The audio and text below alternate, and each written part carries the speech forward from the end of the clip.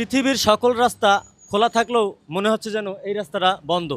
এই রাস্তাটা হচ্ছে মিরপুর ১ নাম্বার থেকে সরাসরি একদম কামারপাড়া, বিরুলিয়া, আশুলিয়া এই রোডে চলে গেছে। তো কোনাবাড়ি থেকে এই রাস্তাটা ল্যাম্পপোস্ট প্রায় সময় বন্ধ থাকে। সরকারি খাতায় কিন্তু তাদের বিল ঠিকই জমা হয়। তাহলে এই রাস্তার ল্যাম্পপোস্টগুলো কেন বন্ধ থাকে, এই ব্যাখ্যাটা আপনারা একটু কমেন্ট বক্সে জানাইবেন। সকল রাস্তার ল্যাম্পপোস্ট খোলা থাকলেও এই রাস্তার ল্যাম্পপোস্ট সবসময় বন্ধই থাকে। এই বিষয়টা আমি বলতে গেলে অনেক মানুষ আমাকে কমেন্টে বলে যে তুই এত দালালি করস কি? আর ভাই, দালালি খোলার প্রয়োজন আছে। এই দেশে একটা জিনিস ক্ষতিগ্রস্ত হইলে এটা জনগণ সামাল দিবে, সরকার কোনো দিন এসে দেখবে না। ঠিক আছে, দুর্ঘটনা ঘটার পরে কিন্তু পুলিশ আসে, তার আগে পুলিশ আসে না। তো এই যে ল্যাম্পপোস্টটা সবসময় বন্ধ থাকে, প্রায় সময় 1 ঘন্টা বন্ধ থাকে, 2 ঘন্টা চালু থাকে, আবার 2 ঘন্টা চালু থাকে, 1 ঘন্টা বন্ধ থাকে।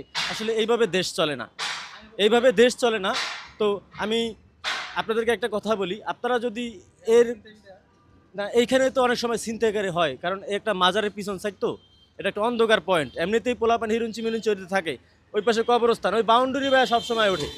ওই যে বাউন্ডারিগুলো দেখতেছেন, ওই বাউন্ডারি ভাইয়া সবসময় পোলাপান ওঠে নামে। হ্যাঁ, ওইখানে কিছু রড ছিল, ওই রডগুলোও কিন্তু নিয়ে গেছে তারা খুলা।